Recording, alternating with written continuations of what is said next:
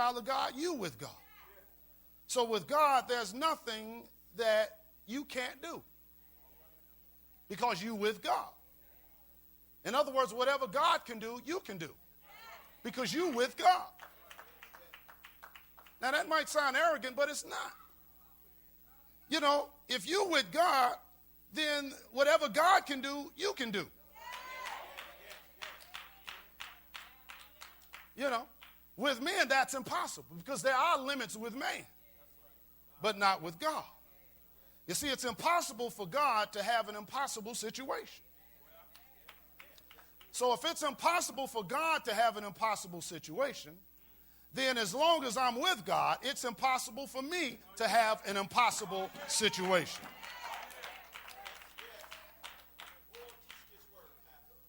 See, that lines up with I can do all things through Christ.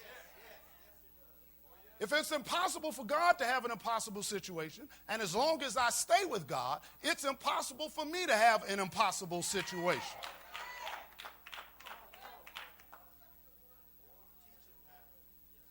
Oh, my.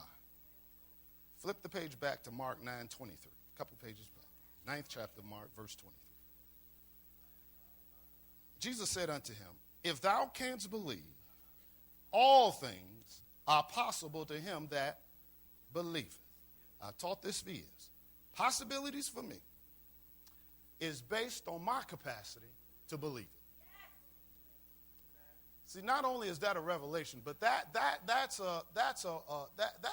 freedom. See, when you understand that removes the limits. That takes you out of the box. Possibilities for me is based on me believing it. In other words, it has nothing to do with what someone else believes. If thou canst believe, all things are possible. See, that's why we just read, with God, all things are possible. I'm with God, so there's nothing impossible for me. And possibilities for me is based on my capacity to believe. See, this is why I said earlier, no one can stop you but you. See, as a child of God, you may have started out bad. You might be in a rough environment. You might not have known this and whatever, but you're a child of God now. See, and what faith does, it gets rid of the excuses. Well, I'd be further in life if somebody gave me a break. I'd be able to do this better if I was able to. All I need is just a hand, just a little help.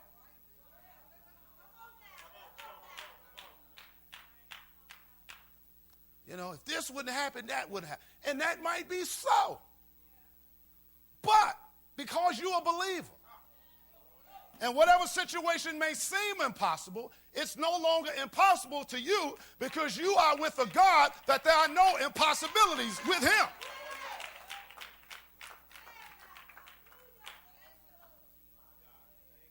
See, as a child of God, we don't have an excuse for staying where we at.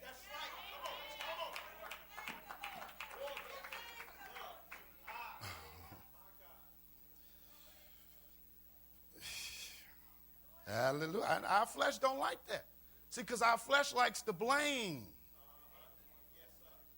You know, and that could be a fact, certain things, but you ain't got to stay there.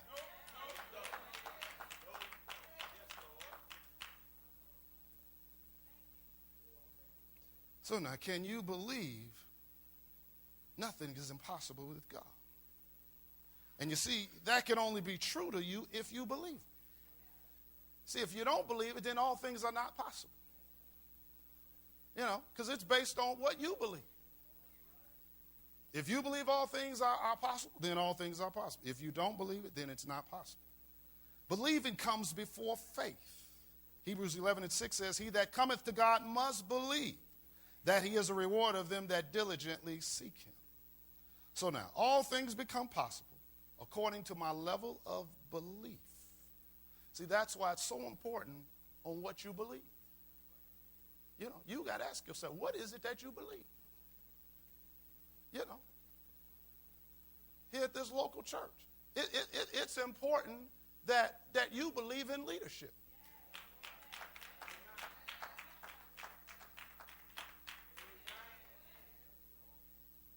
Hallelujah.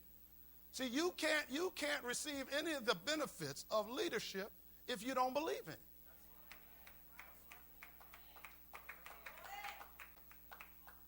See, you got to ask yourself, what is it that you really believe concerning the things of God? Do you really believe it's the will of God for you to be here? Do you really believe it's the will of God that wealth and riches is supposed to be in your house? Most folks don't believe it. Because if we really believe it, we'd act different. See, we know what the words, what the words say. We read it. But most of us don't really believe it.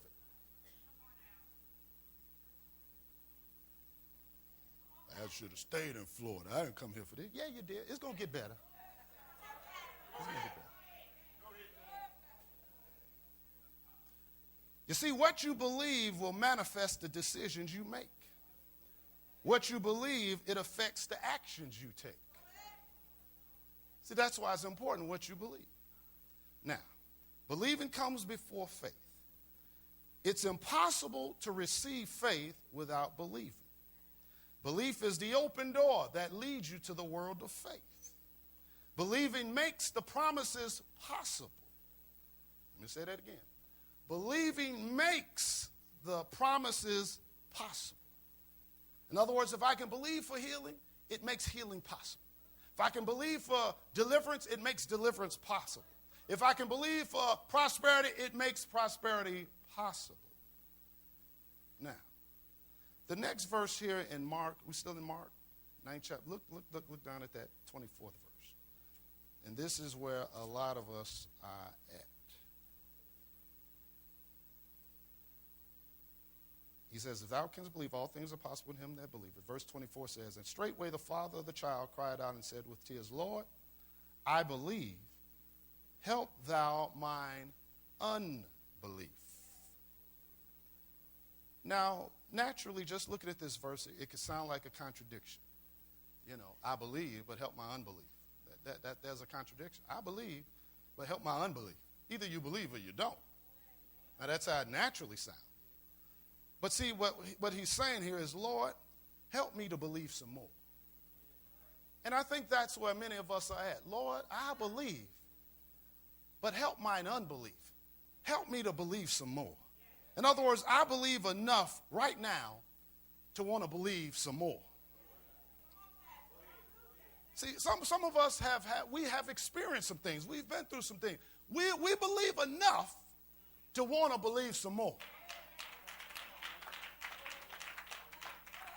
See, some of us are at a point like, hey, I know there's something to this.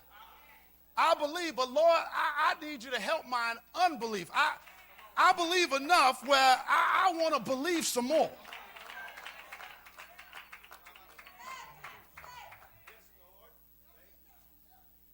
Hallelujah. So now, believing makes the promises of God possible, but it can't stop there.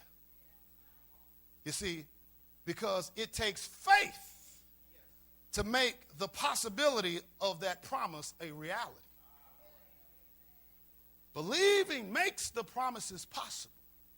In other words, you believe it. I believe that. It makes it possible. In other words, you believe it now, where once upon a time maybe you didn't believe it. Now you believe it like this is possible. It's almost like I can believe I'm supposed to be healed. I can believe I'm supposed to be out of debt. I'm supposed to have more than enough. I'm supposed, my family is supposed to be right. You believe it. But it takes faith to make the possibility of the promise a reality. Now, what I'm going to do for the next 10 minutes or so is remind you what faith really is. And I'm saying this because this is where most Christians miss it at. I've been teaching this for about 10 straight years. And if you ask your average Christian what faith is, most of them would say, trust in God. And that's part of it. They say, believe in God. And that's part of it. But most of them really don't know.